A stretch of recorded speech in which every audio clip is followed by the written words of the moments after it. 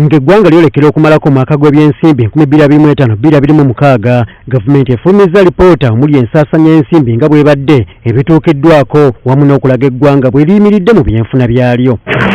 Alipoota eno esomeddwa omuteesiteesi omukulu mu minisitule y'ebyensimbi Ramadhan Gobi wabula nga yeesigamiziddwa ku ebyo ebyakuŋŋaanyizibwa ekitongole ekivunaanyizibwa ku bibalo mu ggwanga ki Uganda National Bureau of Statistics.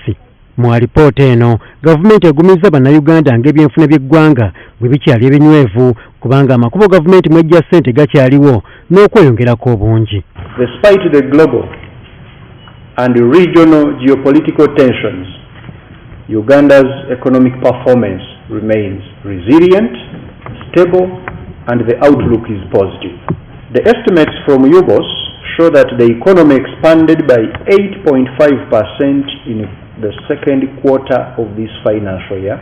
Ramadhan Gobi ayogedde ku biyambyeko gavumenti okunyweza ebyenfuna by'eggwanga omuli okukozesa ssente ezo zennyini ze balinawo ne bazikozesa okukola enguudo, okuzimba amakolero ebyongedde ku nkulaakulana y'eggwanga. In Uganda, we spend only the money we have.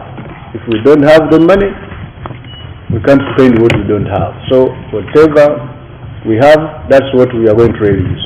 Ensonga endala eyambyeko okukuuma ebyenfuna by'eggwanga okusigala nga bikyagenda mu maaso kwe kuteekesa obulungi mu nkola enteekateeka za gavumenti zireete okukulaakulanya bannayuganda. Particularly, you talk of the PDM. That PDM, Ugandans, is making good contribution to household production and productivity. Ramadhan Gobi asomye engeri ebitongole by'enjawulo gye byaweebwamu ssente n'omutemu ogwaweebwa buli kitongole. Debt and treasury operations 6.38 trillion. Wages, salaries across government 2.04 trillion shillings. Pension and gratuity for those who retired and those whose contracts have ended 343.39 billion shillings.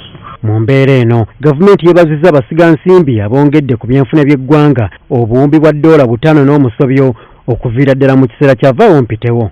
A total of $5.4 billion,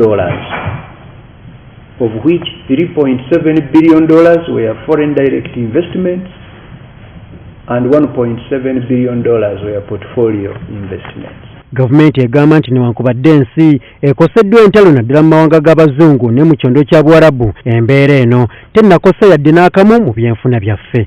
Katongole Moses, BBS Telefina.